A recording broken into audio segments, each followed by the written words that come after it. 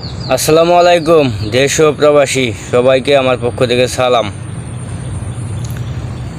তো আপনাদের মাঝে আবার একটা ভিডিও নিয়ে আসবো অবশ্যই। এটা হলো এই ভিডিওটা।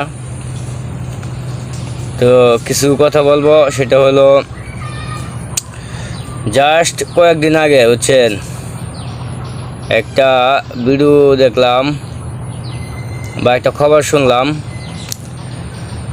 যে ভারতের কিছু সংখ্যক লোক তারা বাংলাদেশে চিঠি দিছে ইলিশ চায়। কিরে ভাই, তোরা ইলিশ খাইবার লাগে এত পাগল হইছিস কারণ কি? তোরা তো 15-16 বছর পর ইলিশ খাইলি, মাগ না খাইলি, তোদের তো ইলিশ দেওয়া লাগে নাই, এমনিতে নিয়ে খাইছস। হ্যাঁ, চুরি করে মাইটা নিছস অবৈধভাবে, বাধা দেওয়ার মতো কেউ ছিল না, কেউ কোনো কিছু বলতেও পারে নাই, তোরা ইলিশ নিয়ে নিছস। হ্যাঁ, ওই তারে বেড়া ফারিয়া চুরি করে ইলিশ লেগে গেছে গা ভাইয়েরা, বুঝছেন? 15টা বছর তারা বাংলাদেশের অধিকাংশ ইলিশ মাছ তারা মেরে নিছে গা, বুঝছেন? তো আমরা তখন কিছু করতে পারি নাই, কারণ কি আমরা সাধারণ পাবলিক যারা, তাদের তো মুখ বন্ধ আছেন। তখন সময় তাদের ছিল, সময় আমগো ছিল না। এখন কিন্তু আমগো সময় আইছে, বুঝছিস কি? আর সুযোগ নাই, তারা ইলিশ মাইটা খাইলে বিশুদ্ধি করে নিয়ে পাও নাই। কারণ আমাদের দেশের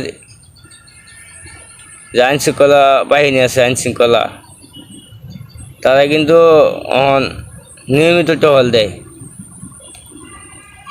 নিয়মিতভাবে। তারা এখন মনে করেন আর এই দেশটা ইলিশ নেওয়ার মতন বাও তাদের নাই।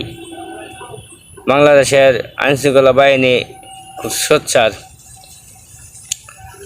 তো যাই হোক, কলকাতার মানুষ বা অন্য অন্য ভারতের রাজ্যের মানুষ তারা বাংলাদেশ সরকারের কাছে চিঠি দিছে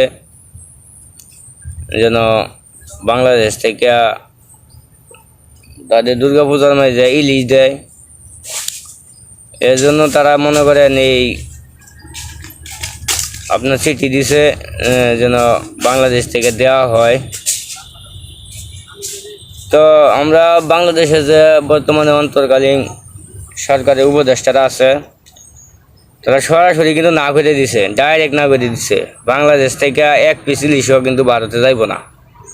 বাংলাদেশের মানুষের চাহিদা মেটানোর পরে যদি থাকে, তাহলে এটা অন্য দেশে পাঠানোর বা বাণিজ্য রপ্তানি করার চিন্তা ভাবনা।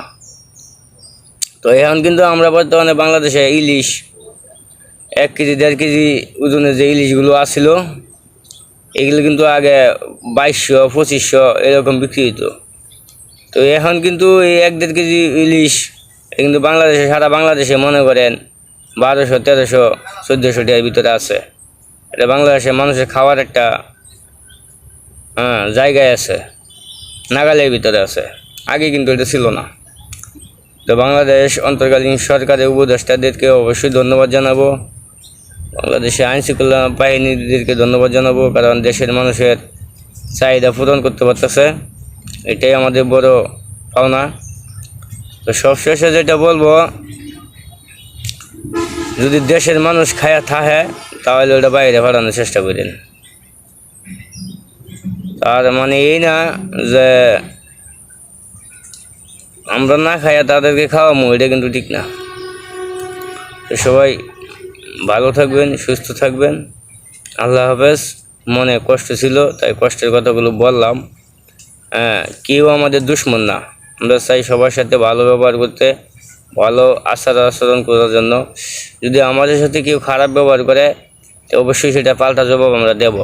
এটা অনলাইনে হোক বা সামনাসামনি হোক বা যেভাবেই হোক, ঠিক আছে?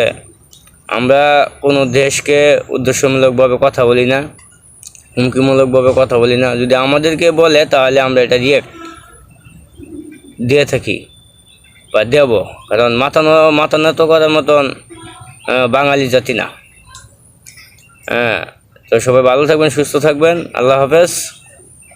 ভিডিওটা আজকের মতন এই পর্যন্ত।